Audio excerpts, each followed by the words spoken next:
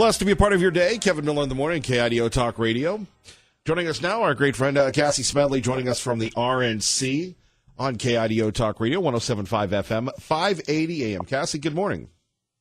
Good morning, Kevin. Great to be with you. Great to be with you. So your thoughts on this deal and the fallout? Senator Graham saying, look, take the down payment, sign the deal, go on. You have a lot of other conservatives, most notably our own Sean Hannity, not happy with the deal. What's the mood inside the swamp?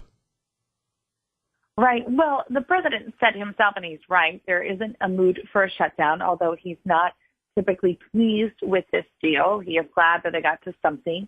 And I think overall, here's what we have to remember. The president has said, I needed Congress to be a part of this. And so there he has forced their hand to be a part of it. He's going to use any legal means necessary to get this wall built. And so he's exploring all of those options now. So just because we have a deal with Congress doesn't mean he's taking his eye off the ultimate goal of getting this wall built, which we know we so desperately need to ensure real border security. So I think that's the big picture we need to look at. And in terms of, nothing's ever perfect in Washington, and we need to keep our eye on the big picture. And really, if I'm being honest, I heard someone say this isn't my line, but I liked it. We need to protect our quarterback a little bit better. We do such a good job of calling out all the things we don't like about bills and deals and all this all the time, instead of saying, you know what, this is a lot further than we would have gotten otherwise, and so we're going to take this, run with it, and keep moving the ball down the field instead of the can down the road. Well, how is that going over, the idea of protecting the quarterback a little as opposed to here's the ball and there's no offensive line, Mr. President, go at him? Well, shoot, you might have pushed me a little further than my football knowledge can go. But yes, that's, right. I think ultimately, here's the difference. We've got a president in the White House who says, we have this crisis at the border. I'm not taking my eye off of it. I don't care what Nancy Pelosi and Chuck Schumer say. I don't care what Alexandria Ocasio-Cortez says. I'm going to force Congress to be a part of this, and that he has done. So we need to take that win, again, pick up the ball and say, okay, what's next? How do we get more of this built? And remember, this is only for 6 months. This issue is not going away. We're going to be having this conversation, this negotiation again, and I'm confident the president, every chance he gets, will demand that there is border funding every opportunity he can. Okay, and now we're going to continue on with the football analogies, Cassie, on KIDO Talk Radio. Don't worry. Let's scout the other team. If you're Pelosi that said no funding for a wall, it's immoral, and okay, it's a barrier, it's a wall, the language, we're going to do away with the semantics. How would you scout this deal for them? Well, it's interesting. Remember Pelosi said not $1 for a wall, a barrier, a fence, whatever you want to call it. So we've come a long way from that. But at the same time, they're claiming that they got a good deal as well. And so they say the sign of a good deal is when both sides feel they can walk away getting something done. So I would say for future prospects, that's good news for getting more funding in the future and more progress on this issue in the future. What's interesting, though, is this is really the first time that Nancy Pelosi is at odds with the extremists in her conference who want to abolish ICE altogether. Remember when earlier this week the news was the deal had broken down because Democrats were demanding fewer beds, because if there's not a bed, then ICE can't detain the illegal who's crossed. That was a siren call for the abolish ICE Democrats, right? And even though it was sounding funny to the layman's ears, that's really what that was. That was them saying, see, we haven't forgotten you, you're considered in this. But that's out of the deal. That's out of the package. And I think that that's a sign to Pelosi, or from Pelosi to her conference, saying, I'm in the business of getting something done, and I'm not going to allow you guys to totally derail us all day, every day. So it's interesting. I wonder going forward if they'll raise a little more cane, the extremists in the Democrat Party, to Pelosi, because ultimately I think they're the losers here, because anything short of abolishing ICE is a bad deal for them. Cassie Smedley joining us from the RNC on 107.5 FM, 580 AM. Kevin Miller in the morning. Let's roll a little further. This new Green Deal, or the Green New Deal, this has to be the best news for just about everything. And look, I'm going to qualify this myself, having a few miles on the odometer, and I know you deal with a lot of quote-unquote old people, but the idea of socialism really rankles most of Americans that grew up in a world where socialism was bad, and yet you have a lot of young people who are buying into this, led by Ocasio-Cortez and others. Will that be a fissure for the Democrats, number one? And number two, is this an opportunity for the Republicans? Yes and yes. Yeah. Speaking of radical left-wing Democrats in the Democrat Party, this has become a really normalized conversation of socialism and just let the government take over your life. Don't worry, everything will be fine. And then it makes me think of the Ronald Reagan adage, I'm from the government and I'm here to help. And we all grew up laughing at that because, of course, we knew that was the mode of last resort. You didn't want the government interfering in your life. Yes, the government should be there to establish a baseline of regulation so things can work, but not to overtake our lives. And that this has become a mainstream talking point in the Democrat Party is really startling. But for so long, as you say, I am technically a millennial, although I think that's a stretch, but millennials have had this really glamorized view of socialism, and it's been really hard to push back on that because of the power of social media and pop culture. But now we have this Green New Deal, the Green Dream, as Nancy Pelosi called it, which is just the craziest wish list from the Democrat Party. And these 2020 contenders they didn't hesitate at all to come out in favor of it.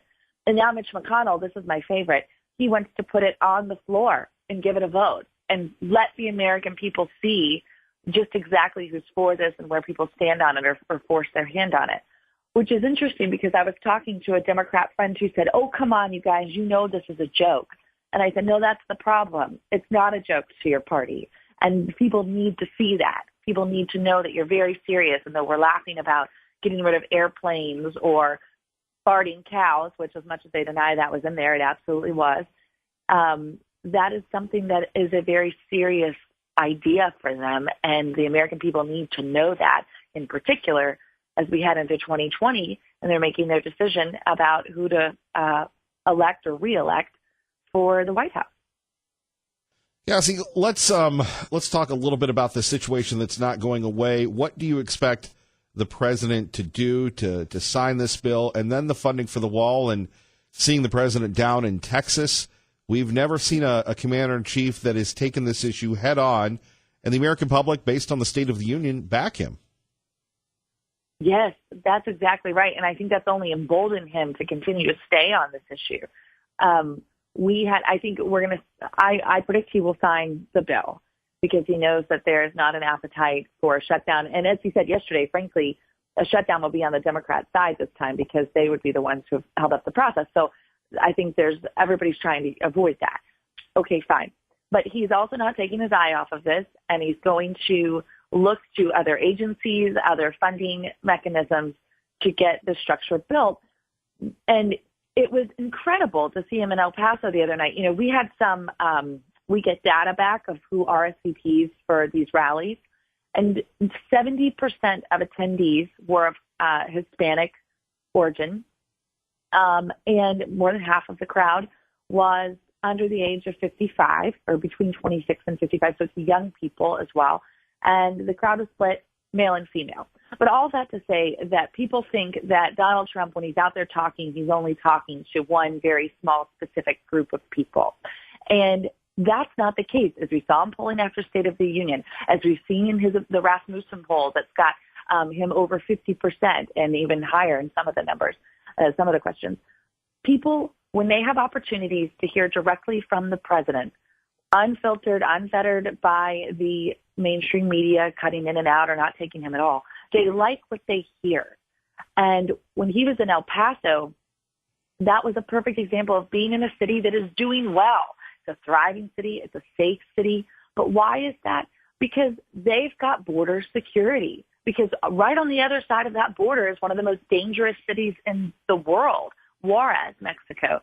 And yet El Paso is able to be a thriving city without too much fear of that pushing into their city.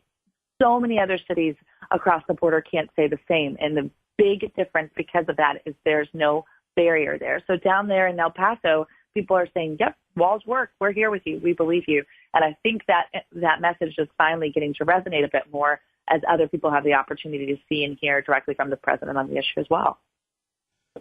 Cassie, finally, we take a look at the usual and unusual band of suspects running for office for the Democratic primary. And, so much for the glass ceiling. I guess Hillary Clinton was a great example. We have more women running than men.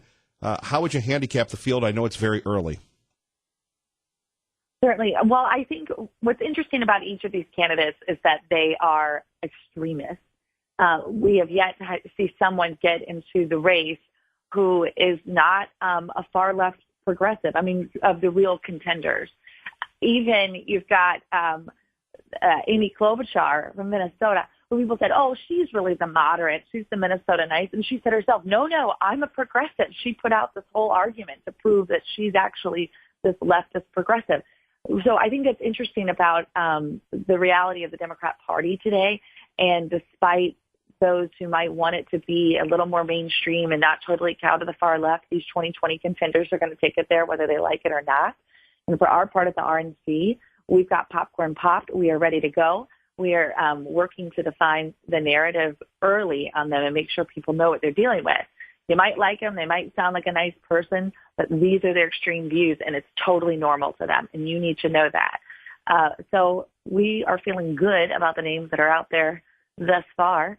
And but I think there's, a couple dozen left to go. Yes, and it's interesting. I don't know if you probably have a life, so you're not watching Road to the White House, but I was binging that the other night, and they all seem to be saying the same. It's going to be a great year for Republicans. Hopefully we can get back the House. And Cassie, we always appreciate you. Thank you for joining us here in Idaho. Well, thanks for all you're doing to help us with that message and that effort. Have a great day, and watch out for that offensive line, ma'am. Thank you. All you right. too. Cassie Smedley joining us.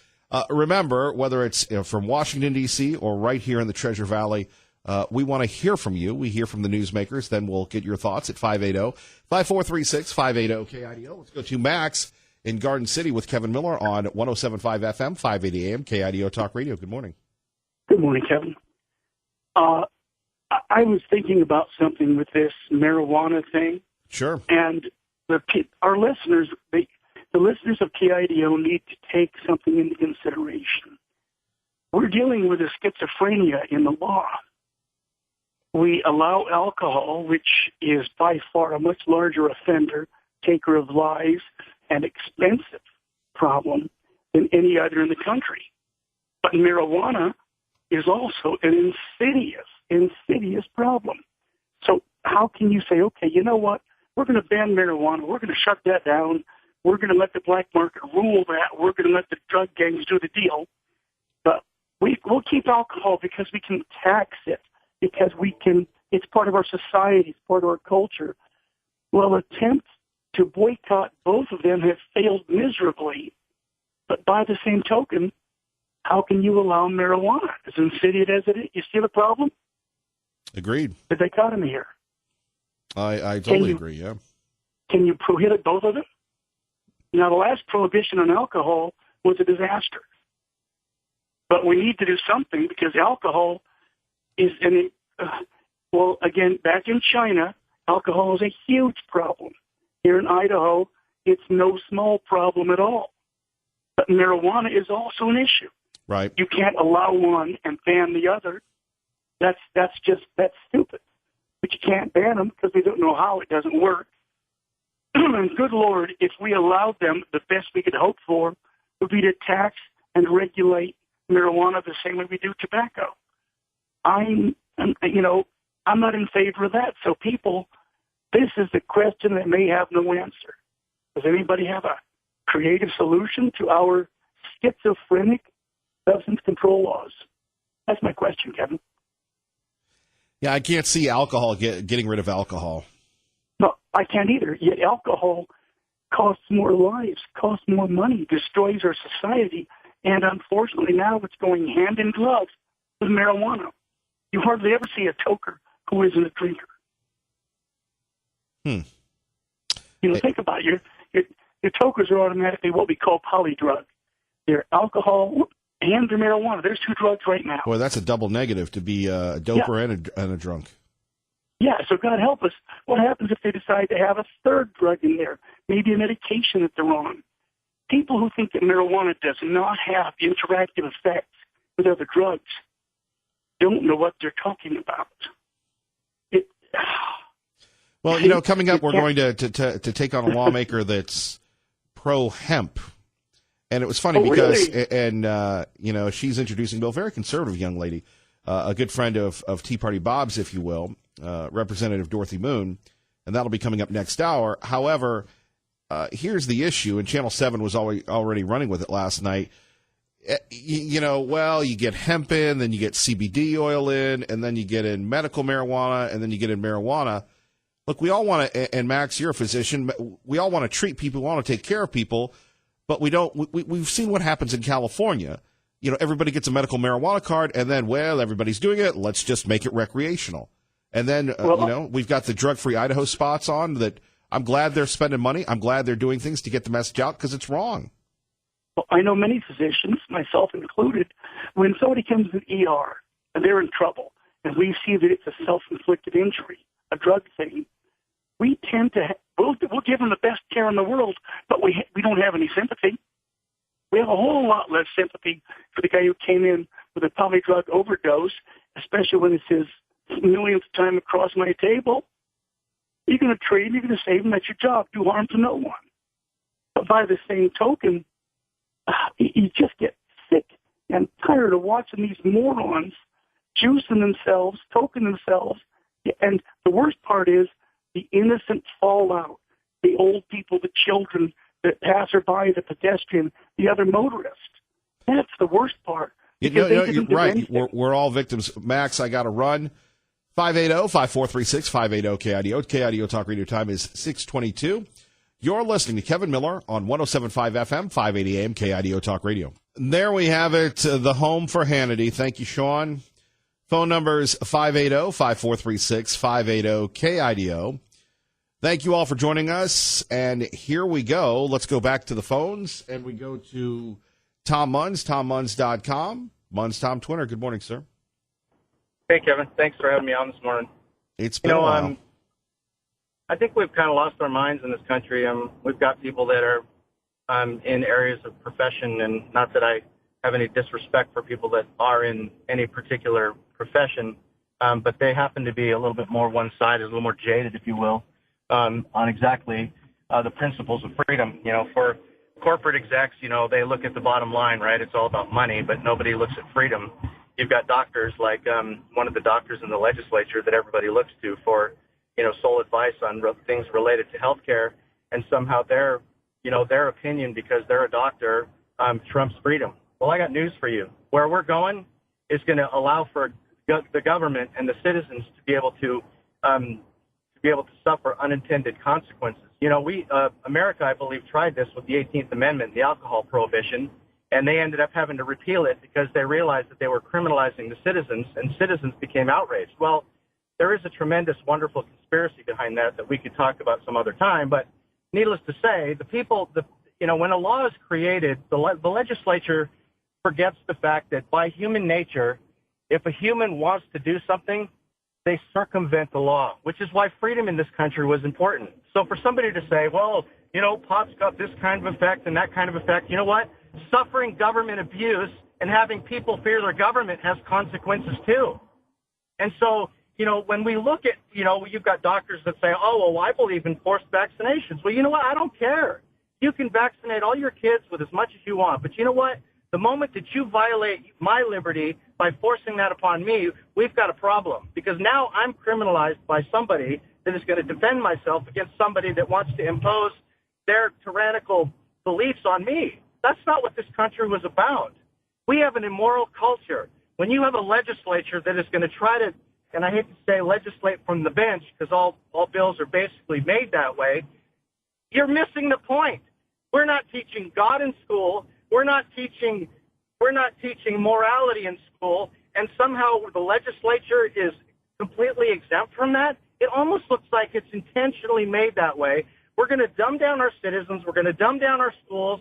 And what we're going to do is we're going to criminalize people because you guys can't govern yourselves according to the principles of, of freedom. So we're going to have to do it and become a nanny state. So we're going to tell you what you can take and what you can't take. The other part of that is big pharma collusion with the government. Nobody ever talks about that very much. And the whole point of trying to get rid of natural remedies is to force everybody under the thumb of the AMA. I'm absolutely sick of it. If you guys think that you want to support it, the abolition of all of that, you watch what happens. People are going to be criminalized for trying to be able to choose for themselves what health care they choose to do. Everybody is going to abuse anything they get. And you can look at big pharmaceutical meds for that. Nobody even talks about the suicide rate and all of the side things and the chemical makeups and the problems with taking multiple medications. And nobody's even questioning why their suicide rate is so high and why we've got bombers and why we've got people that are just driving into people. Why don't we just stop and look at something and realize that the natural remedy is far more important than any processed big pharma thing that they can ever come up with? So you guys can do whatever you want. I've decided that I've drawn my line in the sand. I'm going to enjoy my freedom as long as I can. And if I'm criminalized, you might want to think to yourself whether you're a part of the problem or you're part of the solution. We're not Tom, going to the root cause of the problem. We'll visit you in the Pokey. Thanks, man. Thank you. Our great friend Tom Munns. We love his passion, and we love to hear from you. Why don't you join the show now? 580-5436. 580-KIDO. Traffic and weather together. Channel 7's Eric Everett. 107.5 FM, 580 AM, KIDO Talk Radio. Good morning, Maggie. Good morning, Kevin. Oh, the Jay Giles Band. We could go on and on. Ray, am I bringing back, yes, a classic on Valentine's Day. Joining us now, Tanya J. Powers from New York. Good morning. Good morning. Well, that is some creative bumper music there, Ray. Okay. Valentine's Day, what are we talking about here? Well, we're apparently still spending a lot of money for Valentine's Day. According to the National Retail Federation, we're going to spend about $20 billion today nationwide, about an average of $161 per person. So the big thing here is, though, they have this lovely charts, graphs, the whole thing, where they talk about how much we've spent in relation to where we were 10 years ago versus now, and it's actually down like a whole lot. In 2009, about 72% of 18 to 34-year-olds said they plan to celebrate Valentine's Day. This year, in that same age group, that number is 52%. So it's fallen quite a bit. It's also fallen from, people who were 35 to 54 back in 2009. They were 65% of them said, yeah, they're going to celebrate Valentine's Day. That's 52% now. So it's kind of on the decline. Now, that doesn't mean we're not spending any money, like I just said. When you look at that $20 billion that we're expected to spend for Valentine's, here's how it breaks down, the kind of the big categories. Almost $4 billion of that will be spent on jewelry, $3.5 billion on an evening out, and almost $2 billion on flowers. Well, it seems like everybody's becoming a cheapskate. Well, I don't know if it's a cheapskate or whether they're just doing more for themselves. A lot of people say that they're not necessarily planning to spend Valentine's Day with somebody or, celebrate it that way, but they are spending, they're doing things with their single friends, or they're doing something to treat themselves, or, well, they don't have any. Like they don't have anybody then. I don't know. Well, I don't know if they don't have anybody or if they are doing this in addition to. I don't know. That's a good question. Yeah. The old gimmick I used to do for many, many years was the old Single Awareness Day thing, where I would say I think that that's tomorrow, actually. Well, no, I would do it on Valentine's Day. That was before the official Single Awareness Day. Oh, before the official one. Gotcha. Well, yesterday was Galentine's Day. Sure. But back to that, and the message to folks is, if you don't have anybody, you've always got the Treasure Valley cherub, Kevin Miller, in your corner. So, I'll be everybody's Valentine. And, I have the physique of a cherub, so why not? I really think, and this is just, is just me, coming up with an idea on the spur of the moment here. You're going off script here. I think in addition to the big thing you do every year for Thanksgiving where you dress up like a turkey, I think this is another fantastic idea for the Cupid outfit on Valentine's for the same kind of cause. What do you think? My wife owns a floral shop, so she's pitched that idea to me for years, that you could have Kevin Miller dressed as a cherub delivering flowers. Now, I would not put that on anybody. but we'll just have it the theater of the mind for everybody else. See, she's smart. She's very, very smart. She's a smart woman. This is a brilliant idea. I don't see that being appealing to just about anybody. And, I may not have much self-esteem left, but I'm clinging to it. Turkey, yes. Cherub, I'm really all in. Okay. All right. Well, it was a thought. Yes. Maybe not a very good thought. No. I'm sure people are laughing, and it's always better to be laughed at than to laugh with, yes. Let me ask you a question then. You said your wife owns a floral shop. I know this is one of the, if not probably the busiest day of the year. I know this is the second largest floral giving holiday. The first is Mother's Day, so I'm assuming they're pretty busy on the Saturday before that. But how do you celebrate Valentine's with your wife? Since I'm sure she's probably exhausted by the end of the Valentine's Day. Well, and I'll say this: a shout out to people that are working in retail, candy stores, flower shops, florists. They don't really get to enjoy the holiday at all. So you have some private time, and you exchange gifts. But I mean, my wife Dorothy at Hope Blooms Flowers, she gets in about 5 a.m. and she got home last night about 10:30, and that's basically all those folks. It's a physically grueling business because you're processing the flowers and such, and those folks really work hard. And just like the holidays, the delivery drivers and everybody else, it's work. So it is a fascinating question how people enjoy the holiday, because if you worked in retail, the holidays were the busiest time of year, still are. And I do have one more quick thing. A shout out. Oh boy, just going to hijack your show for a minute. I just wanted to say happy birthday to all the Valentine babies, because a lot of times they get just ignored because it's the holiday, the romantic holiday and all of that.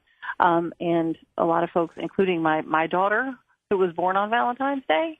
I don't want to miss your birthday and give you a separate shout out. So everybody who has a Valentine's birthday, happy birthday today.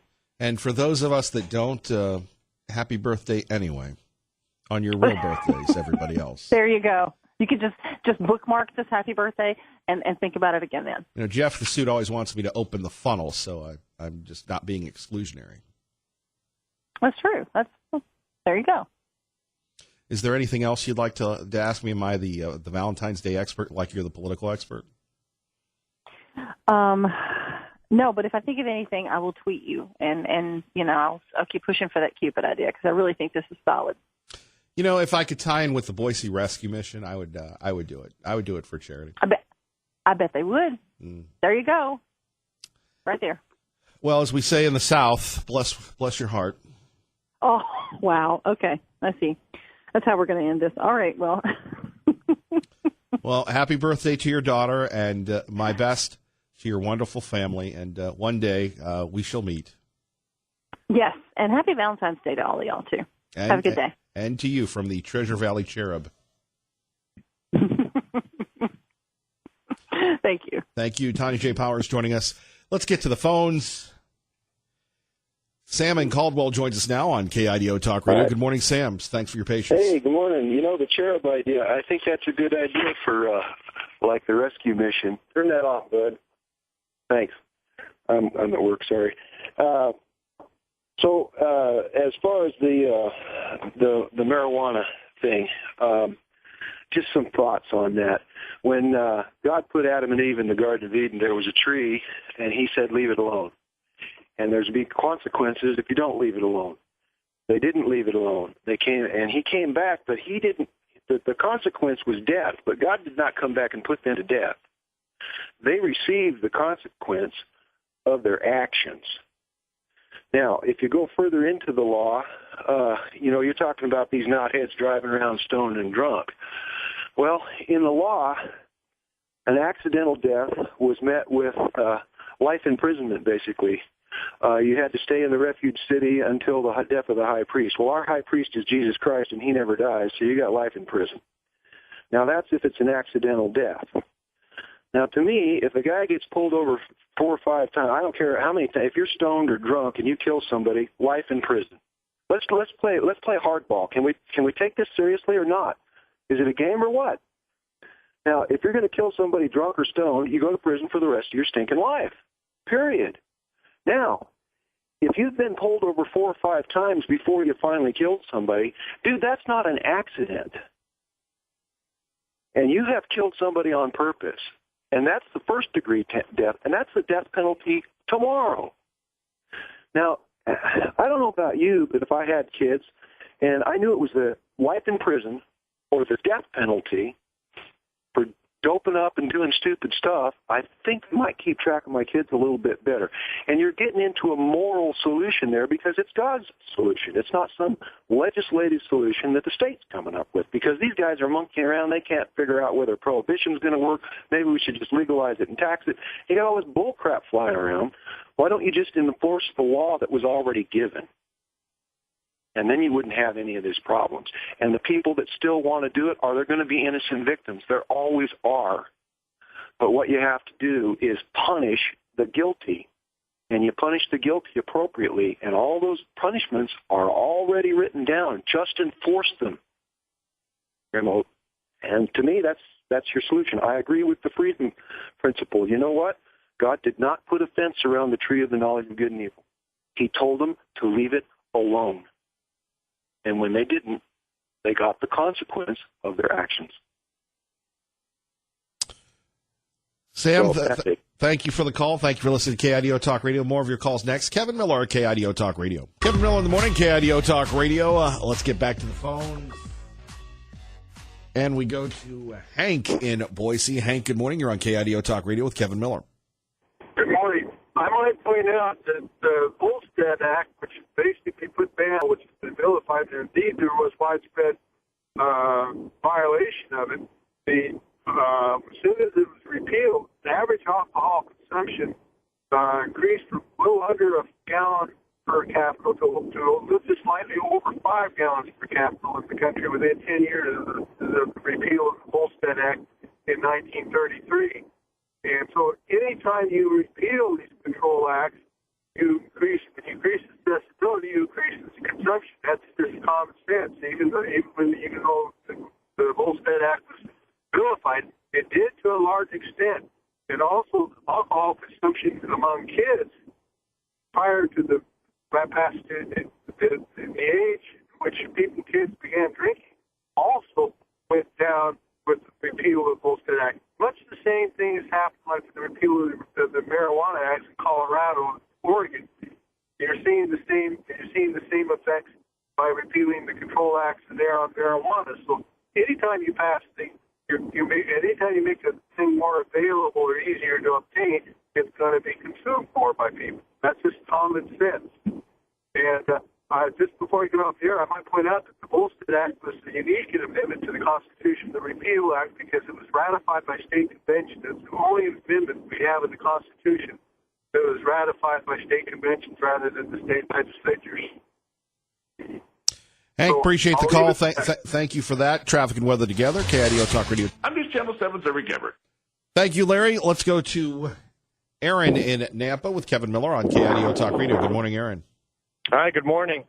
Yeah, I do have a problem with the marijuana laws, but I guess from a different tack. I mean, I don't think that there is a constitutional authority for the federal government to ban such a substance.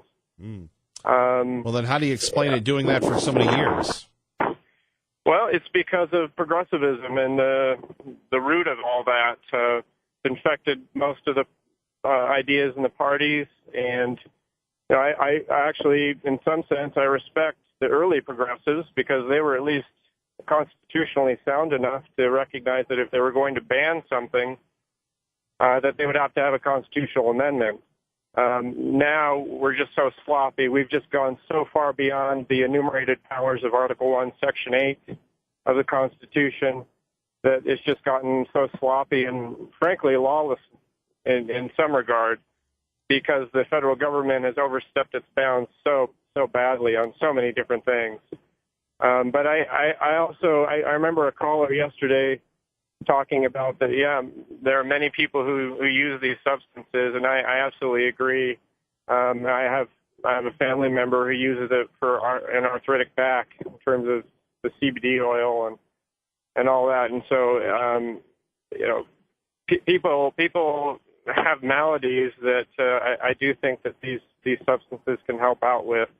And, with the crazy connection between the pharmaceutical companies and Obamacare and the cronyism with all that, it's just really, really made it so much more difficult and expensive. And I think a lot of these cheaper alternatives can help people. Aaron, thank you for the call. Quickly to Eric in Kuna. Eric, you've got about a minute and a half. Go ahead, sir. Hey, morning, buddy. Hey, Aaron, what Aaron said, that was really well said. The way he worded that is, he's exactly right. That's people are too scared. Like, I love you, Kevin, but sometimes I feel like you go a little overboard on like demonizing like people that smoke pot or people. Now, here's the thing, my friend. I wanted to tune your perception a different way. Now, I'm a pot smoker, but obviously I've had high paying jobs where I've had to be clean for long periods of time. And, I chose to not smoke it, set it down for months, 2 years. The long time didn't smoke. That didn't mean I wasn't ever going to smoke it again. That just meant I had a high paying job and I was driving truck for like 3 years of my life. Not exactly fun, but anyway, I chose to not smoke it. Now, I didn't choose to I'm never going to touch that again. And, but I set it down. And, there's, a person, they choose their priorities. They, I sure the heck don't want to be walking through, Ann Morris Center and Julia Davis Park or something like that. And Eric, thank you.